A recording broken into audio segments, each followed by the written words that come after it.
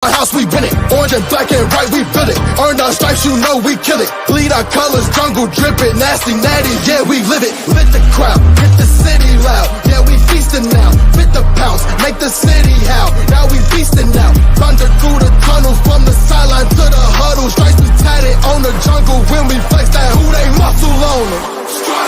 Cincinnati, we gon' rise in the in the jungle, we unite in the trippin' orange and black and white. WhoBae when we fight, live and die in these stripes. Now who got 'em, who rockin' on? Now who wanna move crossing on? Now who wanna. Welcome to another episode of Bengals and Brews. I am Del Altman, joined by my co-host Travis Brown. Derek Davis, a little bitch, we all know that.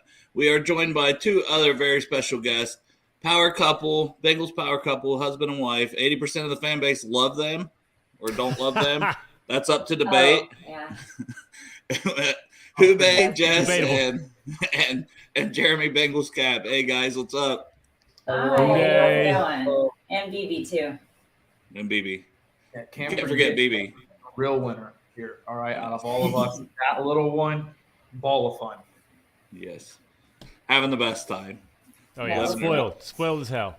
Yeah. Travis, you want to tell the people about Birmingham before we get into our Jets preview? Most certainly. Yesterday, I was a little down in the dumps and such, and I was just immediately wanted to get on to attack mode, but now I'm a little bit more spirited up and such, and I can tell everybody about the great, absolute, fabulous alcohol that you can get at a discount just as everybody else.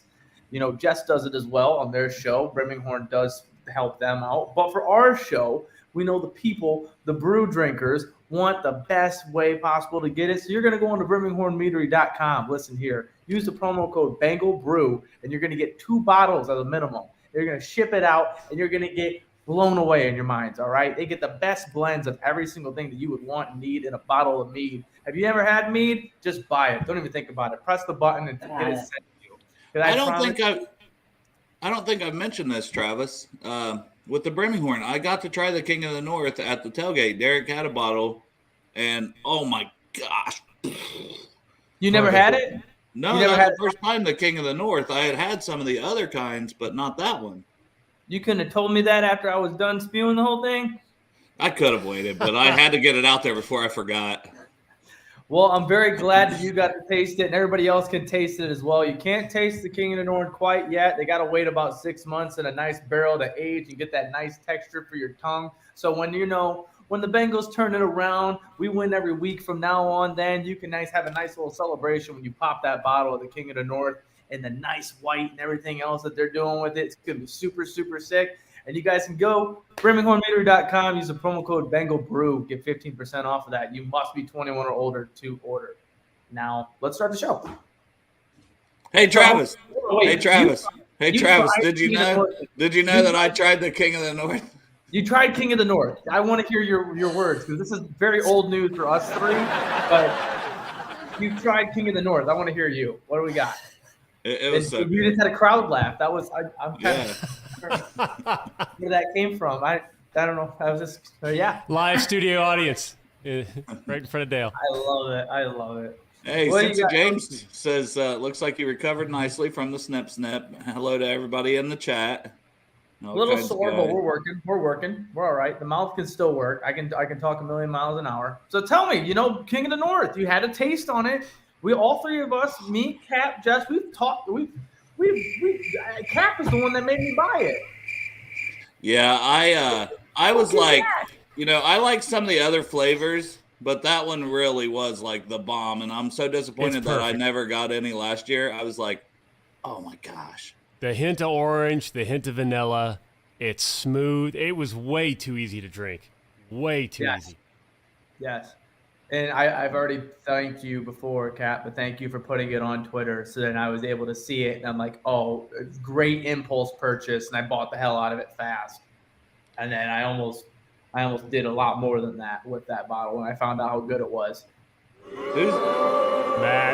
Matt, the one chip challenge? No. Yeah, no. Like no more. What?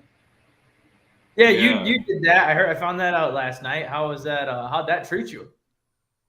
I've never made a worse decision in my life. That was honestly, I have nightmares about it still. I thought I was going to die.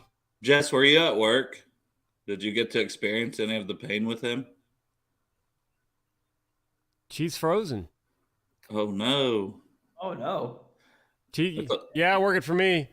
She's frozen in my house. Like, yeah. So concerned. She goes, "Am I frozen?"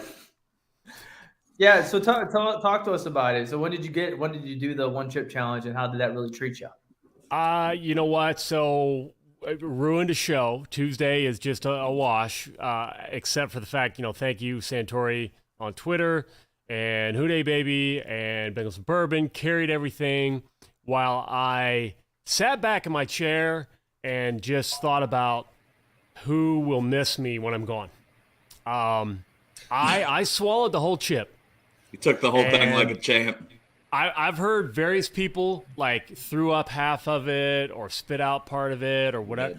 I chewed the whole thing, swallowed the entire thing, which probably was a mistake.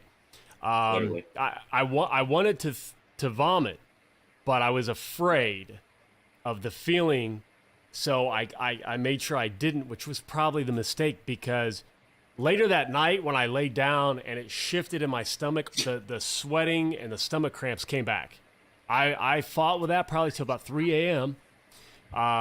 Every time that I slept in a chair sitting up, and every time I would adjust, it would all come back. The crying, the sweating, number 1 burn, number 2 burn, number 3 burn. I didn't know I had a number 3. It was the worst thing that I've ever done in my life. There's no amount of like macho behind it. I don't have a frontal lobe. I have difficulty with making bad decisions, and that was a bad one. I wasn't trying to prove anything. I figured, hey, I'll sacrifice myself. We're going to beat the Jets because I went through that pain, cleansing by fire. And they better win. It hurts so bad. Yes, did you experience it? The pain that's what... She kept me alive. Okay, so this is what happened. Okay, so all day I was procrastinating working out. Finally, I'm like, all right, I got to get my workout done before the show starts so I can, be in the comments and whatever. So I finished 10 miles on my bike. I had done like a strength class as well. So I'm literally like dead. Like I am like dripping sweat, like dead on my feet, like just absolutely exhausted, starving to death, exhausted.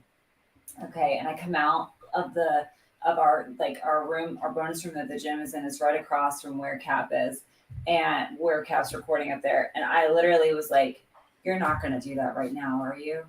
And like I was like literally like sweating and like shaking as I'm having to run up and down the stairs of the house to bring him milk. Finally, I gave him the jug, and I'm like, "Don't ask me for nothing else. Like I have to go make dinner. I'm not okay." So it could have maybe used some better planning on our part. I definitely would not have done my workout then had I known that he was going to try to kill himself with a stupid chip. But that's okay. Yeah, I watched the one guy that does the hot wings, and I didn't realize 4 weeks ago he did that challenge as well, and he was struggling fairly. He kept crying and he was wiping his eyes and such, and to see him struggle with it. I said last night we had the guys on the side on Boogered Up do it, and I watched all these guys break down in every different way, and to watch him go through the pain, I was like, oh my God, nobody can do this. This is not set for anybody in this world. No. Yeah, no one can have a positive reaction from eating that. And like I've had anybody that knows Quaker Steak and Lube, I've had their atomic wing. And that messed up my night. Like, I was out with friends. They dared me. I did it. It was painful. This was a league like many, many tiers different. This one chip, Packy one chip was Joe Burrow, and then the atomic wing at Quaker Steak and Lube would be me at quarterback. That is the giant gap between. Jesus Christ! You painted a great picture there. That's a big difference. It's so funny. Seriously, I would rather go. I'd rather have an appendectomy without anesthesia than go through that again. I don't know. It'll never happen again. Anybody that laughed. I appreciate it. I'm glad you laughed. Don't do it. Don't do it. Don't Yeah, follow I'm my fine with footsteps. saying I hate charity, James. I'm not doing that challenge. I'm not doing it. There's No. better things to do for charity. I Oh, mean, yeah. and seriously, like I think Matt shared the video with us of there's a TikTok where they called the squad. They had to call the squad. And honestly, if Kat probably had like a more loving wife that doesn't watch people die, I said if she wasn't a medical professional, she probably would have called the squad. Instead of like rub some dirt on it. There was a point where I'm sitting back and it hurt to breathe. So my breathing was shallow and I wasn't getting enough oxygen. So all my extremities were numb and tingling. And I am just pouring. My shirt was soaking wet. I sweat more eating that chip than I did riding 57 miles in Pelotonia. And my stomach was cramping up. There was stuff burning that I didn't think the chip could get to. Like the pain was coming from places. I'm like, there's a wall there, right? Like this isn't just eating through my insides like some kind of weird like Alien the movie, you know. Oh my God. I was seriously. I'm not even joking. I hate to disappoint anybody. You know, I've made jokes. No, it was terrible. It was honestly terrible. I do not recommend it. I'll never do it again. No way. I mean, the chip itself looked like death. Like Santori pulled it out because he did it. Yeah. And it's huge. Dude, it looks like it's just black. Like it looks like it went through a house fire. Like it looks like it's the last thing you should be eating in the world. And they're like, or like Lord of the Rings. You know, it was forged in hell. You know, like here it is. Eat it. Like what? I smelled it and I started coughing. I did last year's one and I took a big bite out of it. And as soon as I crunched it, I ran. And this used to be the old studio for the other one. I ran so hard, I broke the panels on the floor because I stomped so hard on the ground to get to the trash can to spit it out. So I was like, this is going to kill me. I either have to spit this out now. That was the chip trying to pull you back down to hell where it came from. Yeah. Exactly. That's the smartest thing you could have done. Spit it out. Like it would have been painful and it would have been funny, but I could have continued. But like if you watch, Matt showed me a video from the start of the show to about 30 minutes in, and my color changed, you know. And basically, he's like, "Yeah, I've seen people with liver failure I mean, it was not. I don't understand the shades of color that I changed just from eating that. It was bad. I do not recommend it at all. I've watched a lot of videos where people are like on the ground not moving, and like they actually have the squad there like doing actual medical stuff, and I'm like, why is this a thing? It's like it reminds me of like the iPod stuff kind of. It's like, yeah, you got to do it. It's not going to be good for you. You might die, but try it. And eat it, and it's a trend, and everybody loves it. But everybody just dies when they do. I'm like, my pain is not worth that. I'm fine. I don't need to do that. Well, and then Kieran did it after Cap and Santori, and I told him, he's like, well, I had these spicy pork rinds. I'm like, spicy pork rinds and the chip of death seem like two totally different things, bud. Yeah. It's the same comparison with Cap and Joe Burrow being quarterback. At quarterback. Yeah. All right, let's see what Derek has here. This is your Derek moment of the day. Hi, Derek. Hi, Declan. Oh. There we go. That's the start of the show. He's muted. You're muted. Derek. There you go. Who Who dey? dey? Oh, he's so sweet. Hey, Declan, you killed it the other day on the Ask Me Anything the other morning. That was awesome. Yeah. You got any predictions for this Sunday? No, I do not. You do not. I thought you said 16-0. We were going to win 16-0. Yeah. I'll take it. Yeah, we're at the Seaman Street Fair. I found like a 5-minute window where I could come in and say hi to y'all. So the big time Seaman State Fair right now. Seaman. Yeah. The home of the Orange Arrow. Everybody's from Seaman. Everybody is Everyone. literally. What the heck? Whenever his Ted. What the heck? All right, Derek. We love you, buddy. Everybody? Stay out of trouble. We'll do. Hey, give him a big hooday. Hooday! That's a good Yay. hooday. See y'all. Bye. That's a real good hooday. Yeah, That was These aggressive. kids are so cute. that's a winning hooday right there for this weekend. So let's dive into that. 15 And minutes that's in. that's a good, nice little segue to actually why we're all here. Yeah, Is this Sunday. we're going to preview the Jets. Yeah, we have the New York Jets, and if anybody remembers last year, there was something we thought that was going to be something would be a nice walk Yeah, of a good game, and was quite the surprise. And now this year we are kind of looking at it a little differently this year. What do you two think we should be looking forward to this weekend, and what are you guys looking forward to? Yeah, so the Jets don't scare me. I don't care what happened last year. We all saw it. We all remember. My favorite Admiral Akbar quote is "It's a trap," and it was, and we got trapped by the Jets last year, I think. And Mike White, nobody wants to relive that, but now we have the benefit of playing Joe Flacco, who historically we've played well. Carl Lawson. I love and miss Carl Lawson. I wish him nothing but the best, but he's not.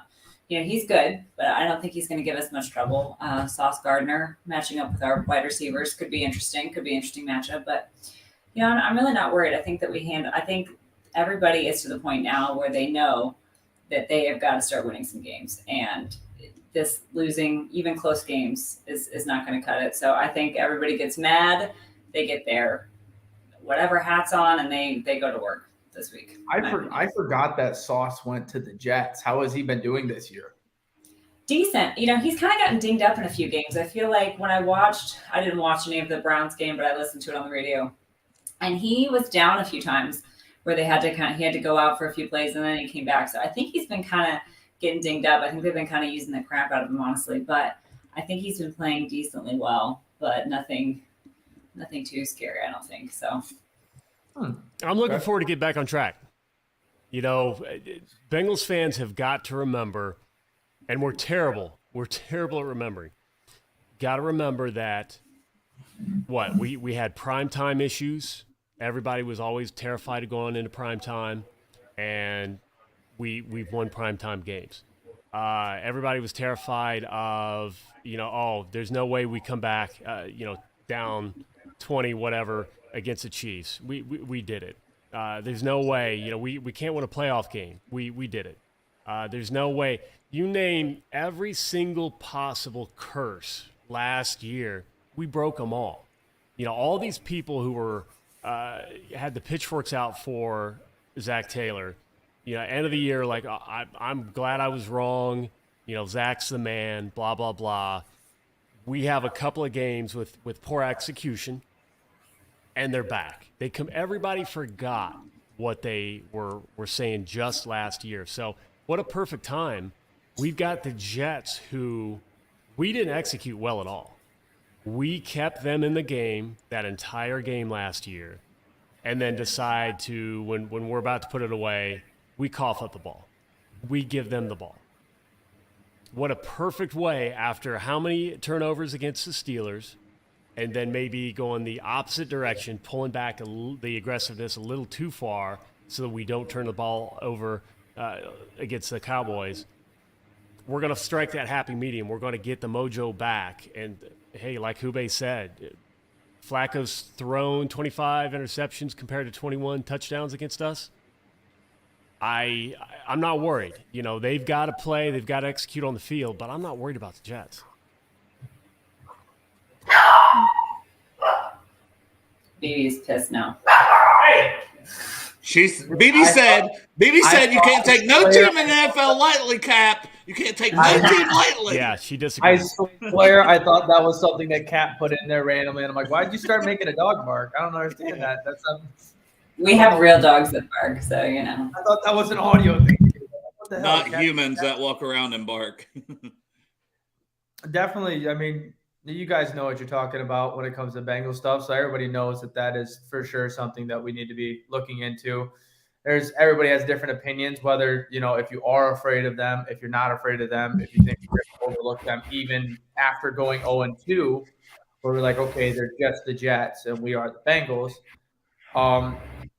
What are you guys looking for? What are you guys looking forward to switching up? The first 2 weeks of the season, there was a lot of things that weren't clicking, not doing well. What do you think this week is where, like I know Cap said that this is where we start to get it to turn around full swing. But what really needs to switch around this week for versus the Jets to see some good faith and structure for the remaining of the season? I think the real Joe Burrow needs to come back. This guy we've had under center the past 2 weeks is not Joe Burrow.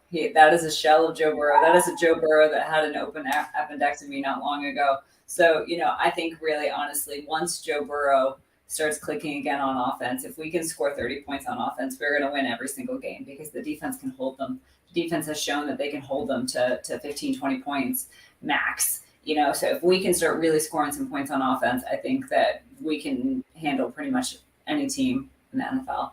But, Joe Burrow has got to see the field. He's got to see his receivers getting open. He's got to trust his guys up front or scheme around them somehow. We made it work last year. We can make it work again.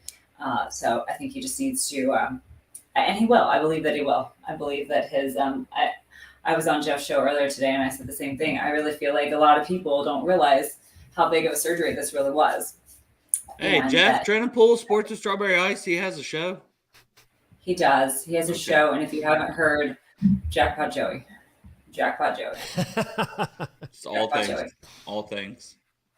Jackpot Joey. We love you, Jeff. Jackpot Joey. Jackpot Joey. So Jackpot has. What about you, Cap? What about you, Cap? Yeah, Sean Volker, you're a genius. I know you're probably not watching. I forgot his name on Jeff's show. He's an artist. He's probably rubbing elbows with the elite in Cincinnati right now. But I love you, Sean Volker. No, she's exactly right, and we don't fault Joe Burrow for anything that's happened because I keep thinking back to our fans when it was Andy Dalton and everybody hated Andy Dalton and they loved AJ Green. It was Andy Dalton wasn't getting rid of the football quickly enough, or Andy Dalton wasn't finding the open receiver. Andy Dalton. But you look at like 2018, the offensive line was ranked 28th, 27th, whatever. We don't talk about those guys. We don't talk about Cedric. No, he was commandeering or commanding commanding an offense that was top 10 for those first 4 or 5 games of the year with a horrible offense. Offensive line. It can be done. Joe Burrow, this is all new, completely remade offensive line. An offensive line that fans were happy with on paper, an offensive line that experts were happy with on paper. Everybody felt that the Bengals did what they should have done to protect him, and they put that line on paper in that top 10. Say what you want about playing in the preseason, but they couldn't have played anyway. Lyle Collins, obviously now we see there's ongoing issues. He couldn't have just been right tackle for, half a game even in the preseason. They need to bring him along slowly. Whatever's wrong, I hope he heals up quickly. He does not look like Lyle Collins that we've seen with the Cowboys. So Joe Burrow, I honestly, between the surgery, I'm thinking he's gonna roll. No, Thomas, don't fill his head with that. Jess has to live with that, man. It's not always right. No one's always right. I'm thinking he's going to roll. He doesn't feel a thing. No, he probably does. Now, he's not going to say it. Joe Burrow's not going to say that during a presser that, Exactly. yeah, my surgery was bothering me a little bit more. But no. He's not going to make excuses. He's just going to say, hey, they need to get it done. And that's what he's done. He's tried to say what they need to do. He's alluded to things that he wants. I know he's going to talk it over with Zach. And I heard on Reddit that they were seen at Jeff Ruby's, Joe Burrow and his offensive lineman. So, I just imagined a Godfather scene, Joe Burrow being Godfather, letting everybody know, hey, this is how it's going to be. He had the cigar. Yeah, exactly. Yeah. Like, You're either protecting me or you're gonna protect me or you're gonna be out of here. there you go. There you go. I like that picture. I like that picture. Yeah, no. With Dalton, I saw it a million times where, somebody says Dalton couldn't get it done. But then from WhoBae and I sitting in the film room with Marvin, talking about some of the coaches, it was more, I don't think he trusted his receivers to be in the right spot. I don't think he trusted his offensive line to give him consistent protection. I didn't say good protection, consistent protection. So he knows where the weakness is coming from. I think right now it's just roll the dice. What's going to happen? Is it going to be left guard? Is it going to be right tackle? Is it going to be left tackle? Is it going to be straight up the middle? Like, what are you guys going to do this particular play to make sure that I have no idea where I'm going to throw to?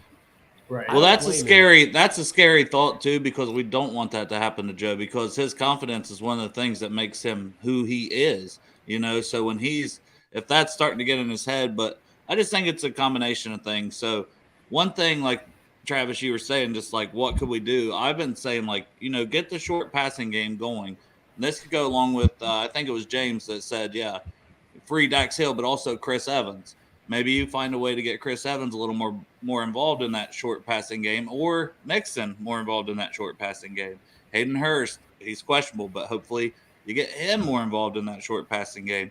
You run some screens, you do some stuff with Jamar out of the backfield. You just show a few different looks, and the line holds up a little better. It all goes hand in hand. And then Joe starts running a little better, also. And things open up more for the deep pass because you're able to run. Everything goes a little hand in hand. So it's not one thing right now. It's several. At least that's my opinion on it. Yeah, and I feel like I've brought this up several times, but Jeff Schwartz has like a little 4-minute breakdown where he said, in this one play, you can basically see everything that's wrong with the Bengals offense right now. The linemen are going way back into Joe's space. Basically, they're making his pocket really, really, really, really, really tiny because they're all the way back up in his lap. He's got receivers open downfield. He's not seeing them. He's not getting the ball out. And then, he's getting sacked or, doing a short run or, and I've heard people say too that sometimes it seems like Joe's internal clock is like sped up to where he feels like he doesn't have any time.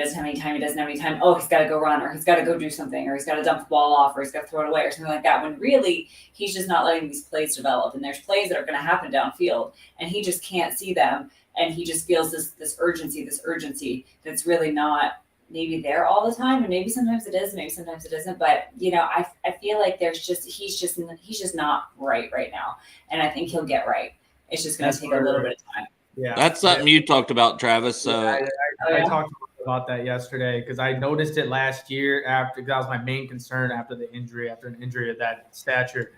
Looking at him coming back and having his urgency being sped up so that he can avoid what he got himself into, which we know he can take a hit. We know he almost sometimes wants to take the hit. He wants to get aggressive. But for him this year, I noticed it last year, but with the success that we were having, you were kind of being able to overshadow the problems. As long as you were getting the W, it didn't matter in a sense. And, if we won the Super Bowl last year and we were playing off this way, I think we'd even be a little lighter than we are now. But that is the way it is on this one.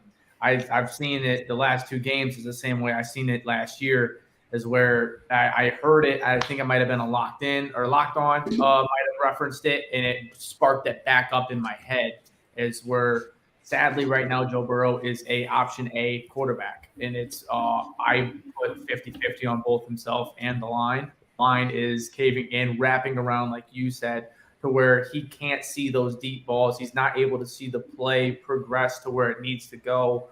But he's snapping off, and that's what happened on that Boyd interception. He snapped off. His option A was Boyd. He looked over on that side to see Boyd, who was double covered, while the rest of the field had an endless amount of opportunity. And as soon as he saw him, he wanted to hit that tight hole instead of going through option B, C, or D. And that's why the rest of this time that he's been doing this, he goes back with the line caving in on him. He ends up in maybe 2.5 seconds. He's tucking the ball. He's running.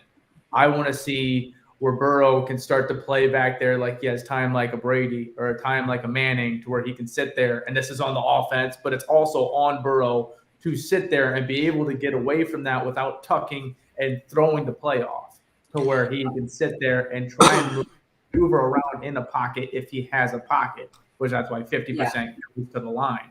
If we can't hold the defensive line of the Jets, that's my biggest concern, and that's mainly where my eyes are for this whole entire game is if we can't hold some sort of structure to where he can't average around 3.5 seconds back there, because right now he's averaging 2.5 seconds back there. If we can give that man another half second to a full second, I think we see a completely different offense, and hopefully it's a good turnaround. But that's the one thing I'm looking for is I don't think we need to. I don't think he needs that much time. You know, like Dale was saying, you know, talking about targeting some of the people underneath, you know, I don't know where you're going there. I'm going to Joe. You know, people are acting like Zach doesn't call plays for targets underneath. Like, they're there. I just watched all 22. I see them. Joe Mixon's fourth targeted running back in the passing game. It needs to be in his head, though. It needs to be, hey, I don't need the deep shot constantly. He wants that, but at the same time, I feel like that first game threw him off because, like, the pick where he's targeting Boyd, a better throw, and that's a touchdown. He threw that a little short.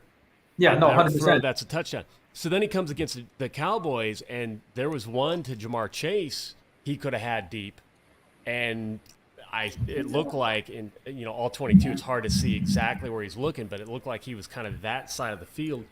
He could have let it rip. He didn't, and he mentioned that in the post-game presser that roughly they felt like they took care of the ball better this game. Like, well, yeah, but it was the swinging the pendulum in the other direction too conservative, where I tell you what, they keep talking about taking what the defense gives them, and you've got Mixon almost always fine.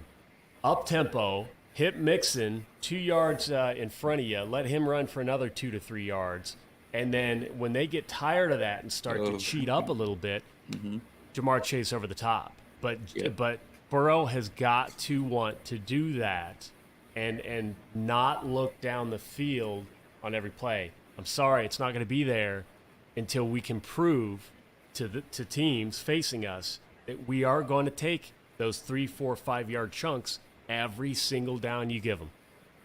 Yeah.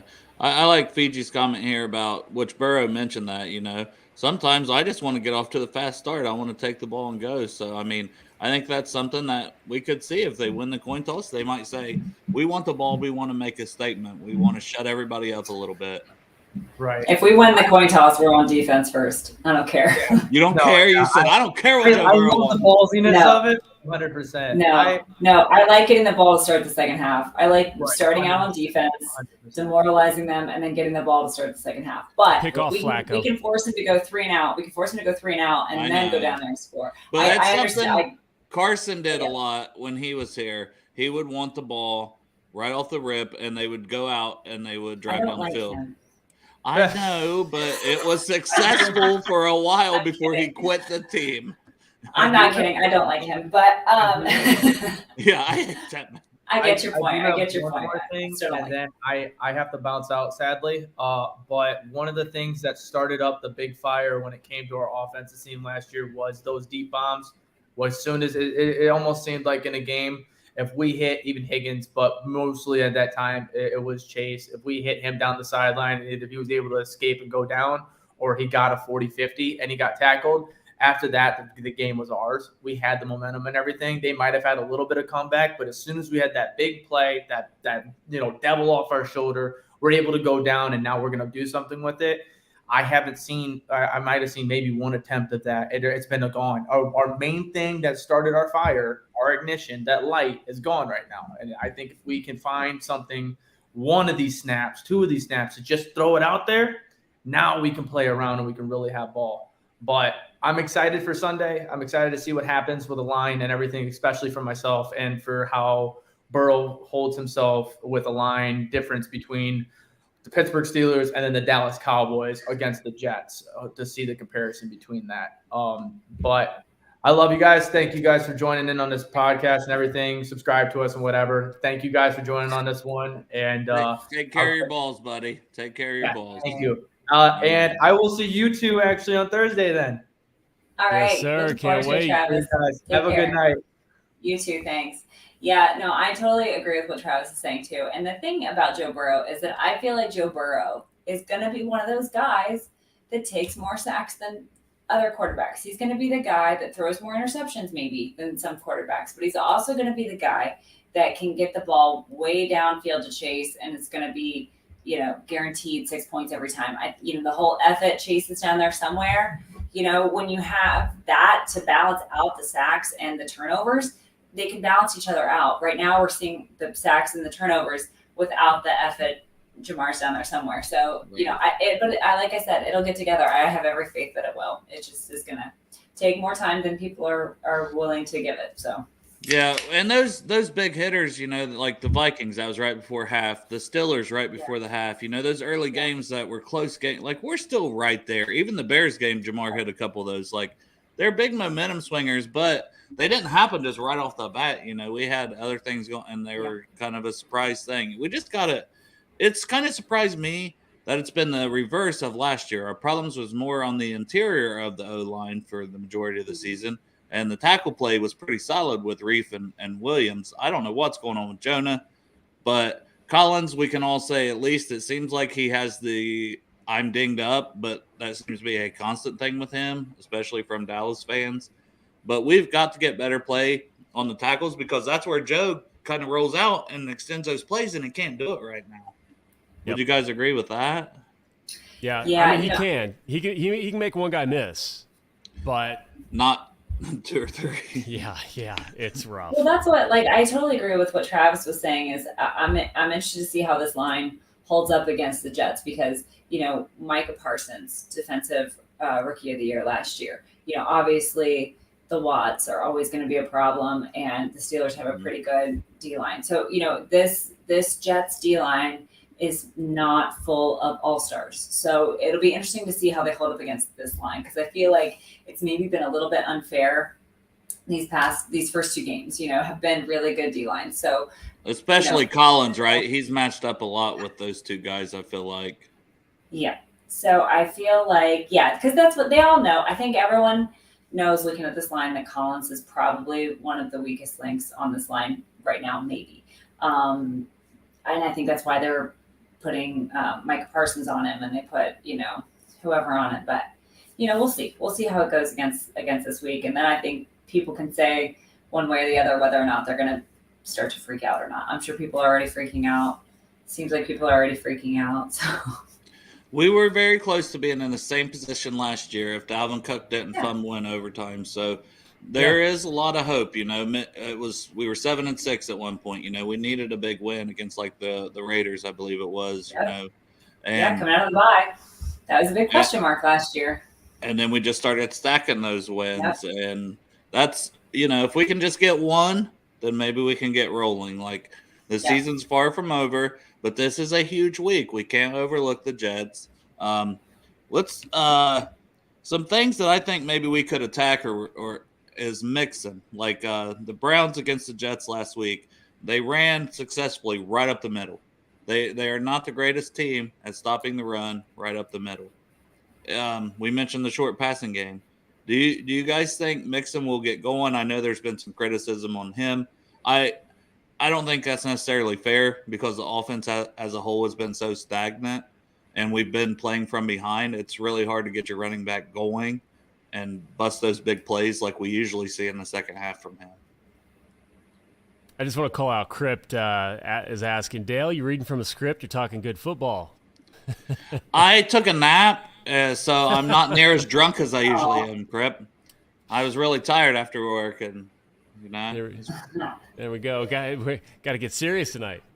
I worry about comparing anything that we could do with the Jets with what the Browns did because of that offensive line play. Their offensive line is just I hate it because I feel like there, it's like wealth distribution or whatever, and like the top couple of teams are just so O-line heavy, and then there's a giant gap, and it just gets exponentially worse every tier down that you go. And I hope I'm just freaking out. Like once our guys gel, we'll be at least average. I see some of the stuff with Mixon. I can't stop thinking about the time he's looking at Parsons, but then runs into Jonah Williams, and he's a great blocker. He is he's an asset in pass protection.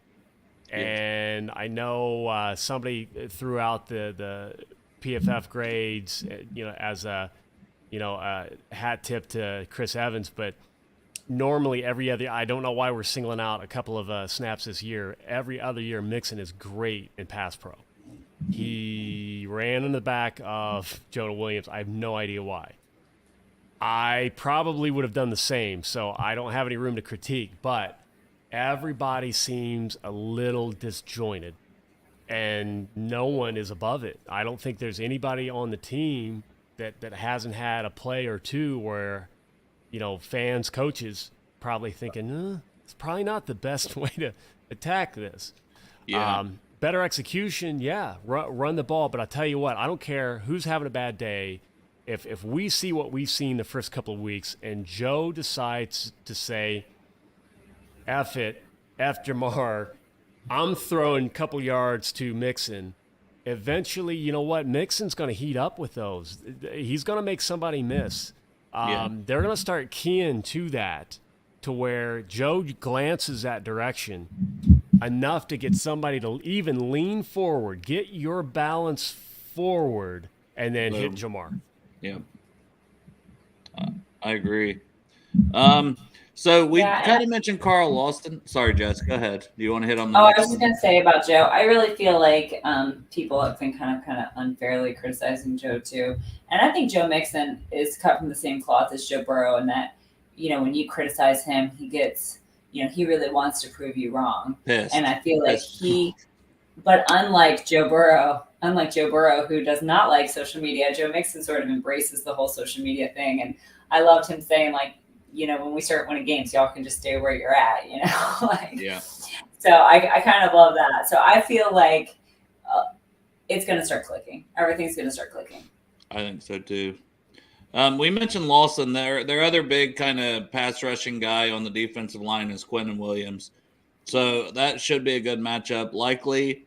Ted Karras played great, by the way. Just want to say that. Shout out Ted Karras. We get this win. Yeah. I'm looking forward to seeing the shirt you're wearing after the game. Just going to say that. And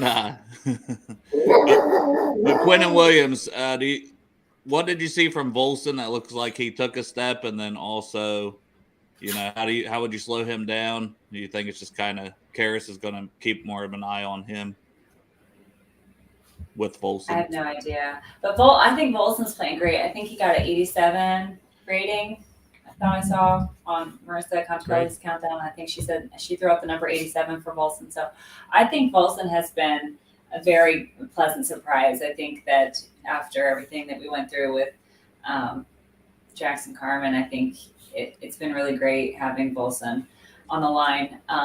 So I don't know. Honestly, I don't know enough about the Jets defense to really give an educated answer on that. But all I care is about the communication. That's all I care about, because and again, I think it was one of the plays in the first two drives against the Cowboys where, a couple of plays better executed, then it's a completely different story. We've probably got 2 touchdowns and 2 drives. We're rolling, and once again we roll over whoever's in front of us. But it was Jonah and Sample. And I'm trying to keep up with Twitter, but I'm sure I missed. And say less about Drew Sample. I'm sure he's a good man. Hey, I'm sure that. But it was Sample taking on the D lineman, with Jonah looking to his right to help out Karras, and I'm like, if anything, if I'm Jonah and I've never been offensive line and offensive line coaching, like I learned so much from the Duke Manyweathers, Yep. you know, from Andrew Whitworth, from Big Willie, from, you know, anybody I can, because it's a chess match. It's an amazing amount of strategy, but I'm thinking I'm looking to help out Sample. No, Sample gets just absolutely Left by embarrassed. himself. And we get blown up Not a for good it was friend. it was so at 9-yard loss and basically killed the drive. Yeah. So you know what? Quinnen's going to get his pressures. Lawson's going to get his pressures. But even getting one guy to reach over and just push a shoulder and then redirect back to guys communicating, guys feeling where everybody is around them and working as a complete unit, you know what? A couple of sacks is not going to hurt us. We're going to be able to roll. It's if people are just clueless again, looking for work. Meanwhile, there's two guys, you know, digging in Joe Burrow's pockets, taking his change and his iPhone. Like, Thanks, James. We can't do that. Said, I know he's talking about BB. Oh, That's Carlos. It's Carlos. Carlos. Oh. So he's got that tongue out. He's got his tongue out. He doesn't have any WhoBae, baby. He doesn't have any teeth on that side. He was super excited when he first started petting him. The ears were all perked up. He's listening to Dad talk. That's what it was. He's a sweet boy. Hi, Carlos. You good boy. Oh. So, how do we kind of generate pressure on Flacco? Like, I think that's another key to the game. If we can get 3 to 5 sacks on Flacco, because he's not the most mobile guy, but I feel like we've missed Lario a little bit this year. BJ Hill hasn't played like super well. He's made a play here or there, but overall, he's not grading out on PFF and places like that. Very good. Hendrickson is Hendrickson. I think Hubbard's really taken a step, but yeah. So that's you right think there. it's that simple. If we get a lead, then we can start. Yeah. Their line isn't the greatest. They have good interior line, kind of similar to us, and their offensive tackles though have been shaky. Every week I have said that DJ Reader is going to get a pick six. And every week I'm going to say the same thing. DJ Reader is going to get a pick six. Rumble, big man, rumble. There's nothing like a big man six. touchdown. He's going to buffalo shuffle into that end zone, and it's going to be a thick six. Thick six, I'm here for it. As a fellow big man DJ, I'm here for it. So is Carlos. Yeah. Carlos agrees. Yeah. So I'm rolling with that prediction. DJ Reader has definitely taken the place this year. He has moved into lead as my favorite Bengal.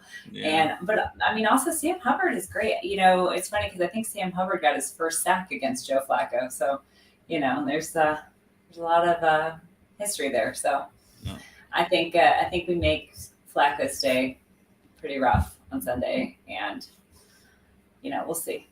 Would you guys try to find more snaps for Osai as well on that defensive line? Like maybe Hubbard in at 3 tech some on third downs if we can get there.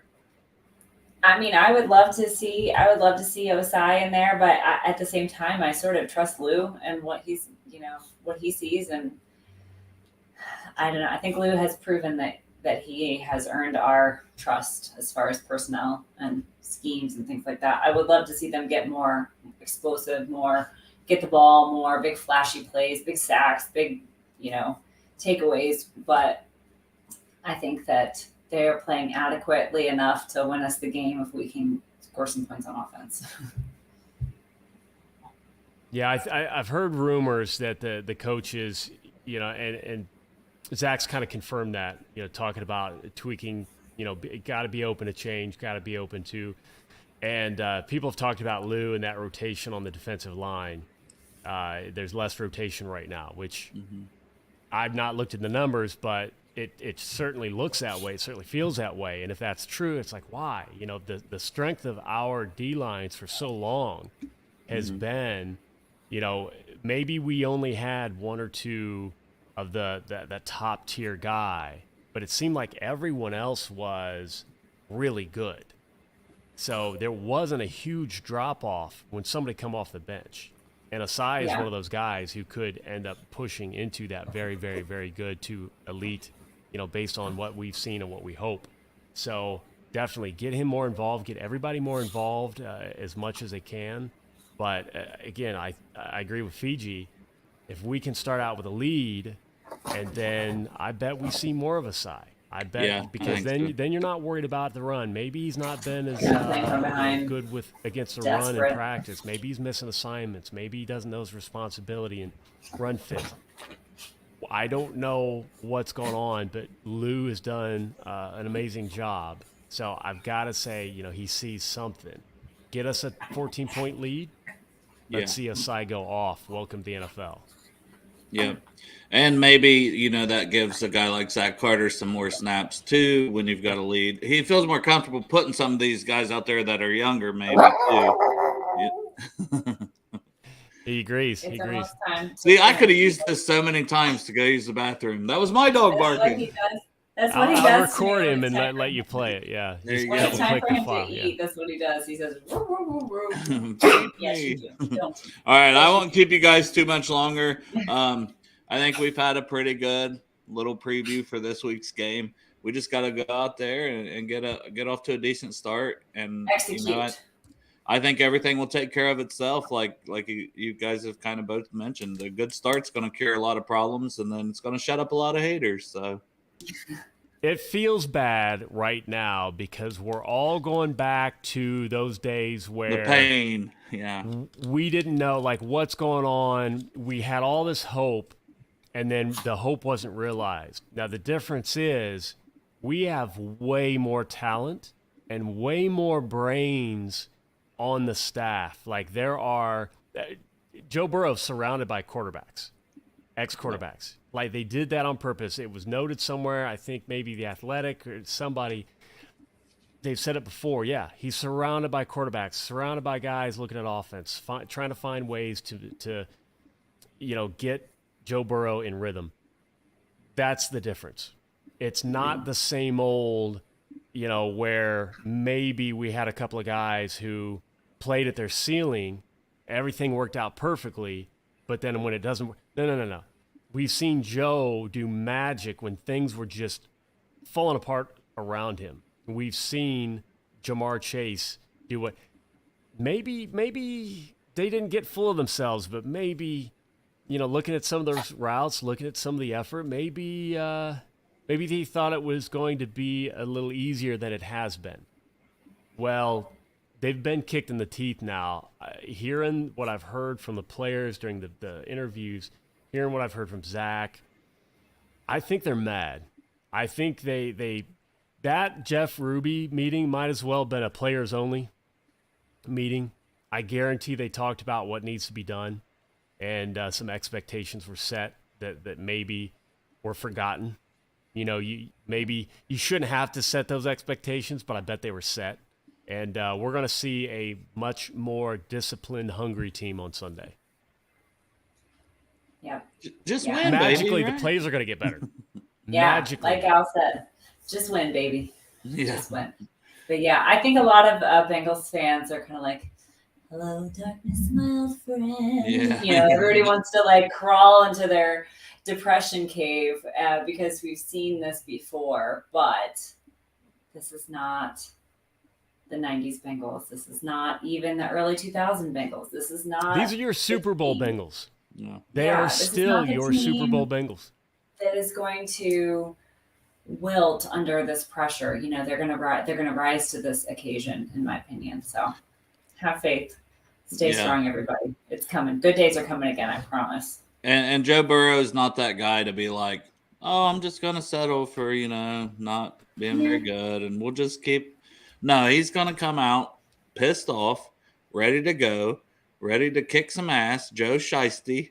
Joe Burr. I said that one time. The whitest Joe Burr Time to ever. break out the shades again. Yeah, everybody. Bring and it do back. what you must with your superstitions, everyone. Do what you must. We know Tyler's washed off all his clothes. He is a brand new man. He has been showering, Tyler I has think. washed away his sins of Bengals past in his laundry.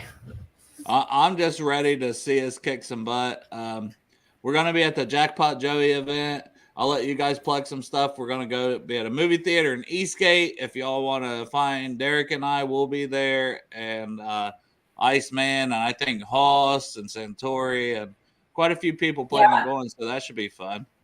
Jeff actually mentioned that today, and Maddie's giving away 50 free beers to the first 50 people that show up. So all to one person. It's going to be amazing. The one person that shows up first has to drink 50 straight beers. Oh, jeez. No, 50 different people get one beer. Let's clarify.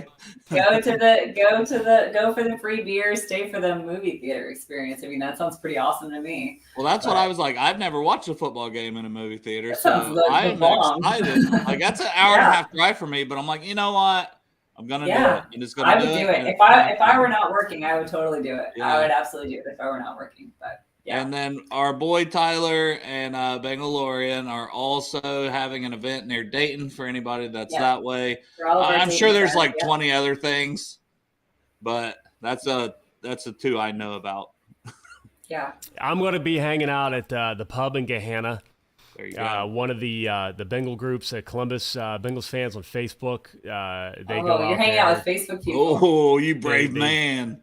They've dropped that before. So Pecan Pennies was great. Not a huge turnout. There's potential there, but I'm gonna do my due diligence and check out the pub. So anybody in Columbus, meet you at the pub, Gahanna. Should be a great time. And Jess, you're going to be working? I have to work, but make sure you follow Tigers Talk on YouTube. We are trying really hard to get to 1,000 subscribers so that we can get live captions. Yeah. So,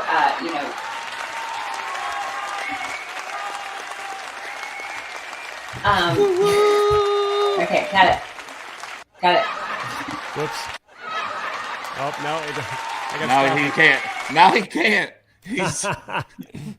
I just learned something I got to fix. Tigers Talk. Great. Subscribers. Yeah. So, when we get to 1,000 subscribers, we can start having live captions. And it's really important to people like Meg who are deaf. And we have a lot of great deaf Bengals fans. So, we get captions after the fact, but it would be really cool for them to be able to join us live and be able to comment live with all of us and things like that. What did you just do? Yeah, do it. I in case she's watching, I said I promise again. Yeah. I'm learning. Okay. And that was I promise. Okay, that's nice. This is WhoBae. She taught us WhoBae. WhoBae. So please subscribe. I'm really proud of everything that we're putting out right now. It's we have the Bombshell Breakdown, which if you missed it last week, is a really good one. So please go back, watch our old YouTube videos, and please subscribe. We're giving away a game-worn, autographed Von Bell jersey when we reach 1,000 subscribers. So. And the Bombshell Breakdown is with Kyle Caskey's wife, Mrs. Caskey. Yes. I don't guess I haven't met her yet.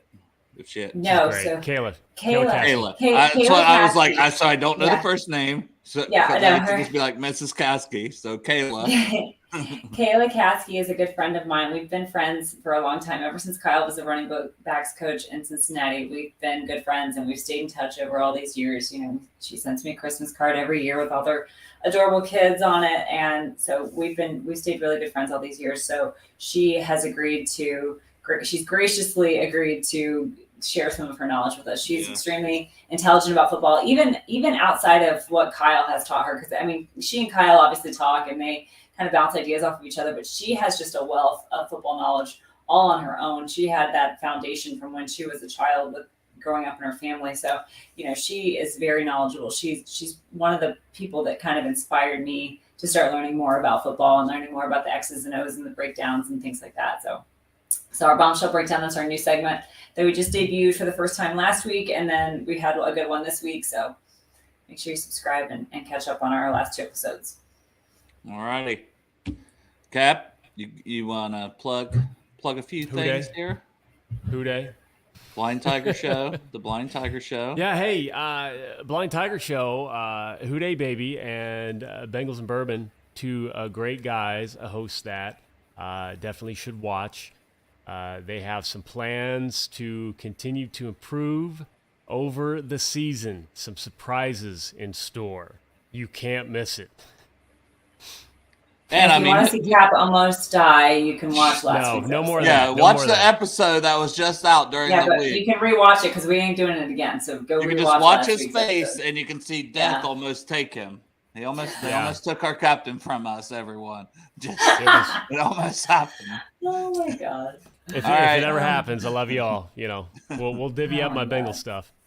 I'm just gonna say, please subscribe to our YouTube. We've got the Sam Hubbard jersey, some stuff from KB Art, some Jackpot Joey gear, a lot of giveaway stuff. When we hit 1,000, we went over 600 recently, so we're getting there. Oh, you know, congrats! So, I appreciate. That's great.